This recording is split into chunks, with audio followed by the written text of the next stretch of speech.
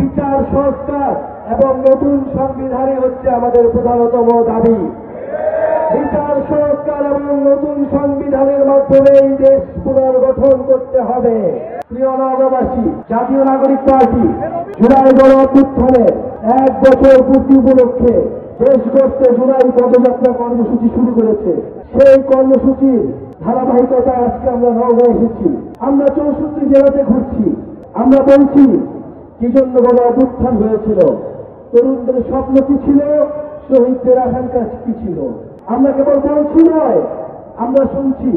প্রত্যেকটা জেলায় আমরা শহীদ পরিবারদের কথা শুনছি, আহত যোদ্ধাদের কথা শুনছি, আমরা সাধারণ মানুষের কথা শুনছি। এই যে নওগাঁ আমরা আসলাম, দেখলাম যে কত ভাঙা রাস্তা পেরিয়ে আমাদেরকে আসতে হলো, অথচ বিগত 15 বছর আমরা শুধু উন্নয়নের গল্প শুনেছি। আমরা ভেবেছিলাম চারিদিকে শুধু উন্নয়ন আর উন্নয়ন, কিন্তু নওগাঁ এসে দেখলাম যে একটা ফ্যাসিস্ট সরকার জনগণের সাথে, নওগাঁবাসীর সাথে কি ধরনের প্রতারণা করেছিল। সেই প্রতারণার দিন শেষ হয়েছে, কিন্তু আমরা চাই না নতুন করে আবার প্রতারণার দিন শুরু হোক। প্রিয় বন্ধুগণ, জাতীয় নাগরিক পার্টি আপনাদেরকে কোনো মিথ্যা প্রতিশ্রুতি দিবে না। আমরা প্রথাগত রাজনীতিবিদদের মতো আমরা বলবো না আপনাদের জন্য আমরা এই করে দিব, সেই করে দিব।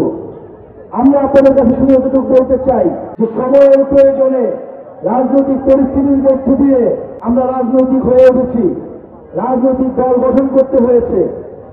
আমাদের হাসনাত আব্দুল্লাহ যেরকমটা বলল, গণ অভ্যুত্থানের মধ্য দিয়ে বাংলাদেশের সাধারণ জনগণ, বাংলাদেশের তরুণ প্রজন্ম বিকল্প নেতৃত্ব হিসেবে গড়ে উঠেছে। আপনাদের কাছে সেই বিকল্প নেতৃত্ব, সেই বিকল্প ইস্তেহার আমরা প্রস্তাবনা করছি। আপনারা মিলিয়ে নেবেন বাংলাদেশের জনগণ কোন পথে তাদের ভাগ্য নির্ধারিত করবে। বাংলাদেশের জনগণ গত 16 বছর ধরে জাতিবাদী সরকারের দ্বারা জুলুমের শিকার হয়েছে, নির্যাতিত হয়েছে। এই নওগাঁতেও আমার ভাইয়ের আন্দোলনে আহত হয়েছে, শহীদ হয়েছে। নওগাঁতেও আমার ভাইয়ের রক্তে রঞ্জিত হয়েছে রাজপথ। প্রিয় বন্ধুগণ, 1 বছর পার হলেও আমরা কোনো দৃশ্যমান পদক্ষেপ দেখতে পাচ্ছি না।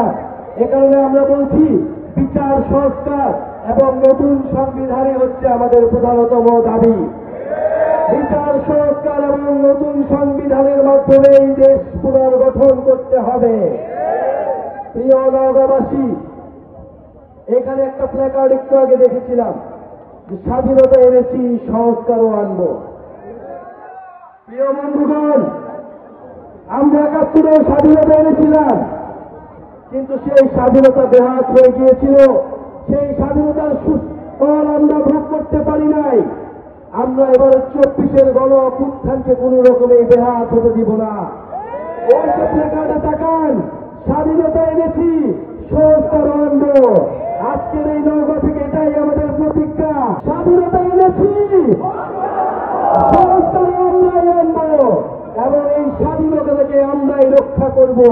তবেই গণ অভ্যুত্থানের শহীদদের প্রকৃত মর্যাদা দেওয়া হবে।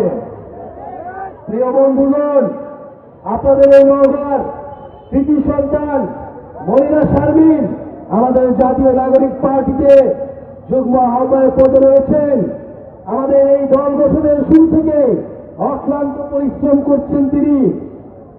ঢাকা বিশ্ববিদ্যালয়ের সুফিয়া কামাল হলের নির্বাচিত জিএস ছিলেন এই মনিরা শারমিন। আপনাদের এলাকার কৃতি সন্তান, আপনাদের এলাকার জন্য কাজ করতে চান, জাতীয় নাগরিক পার্টি এবং বাংলাদেশের সাধারণ মানুষের জন্য কাজ করতে চান।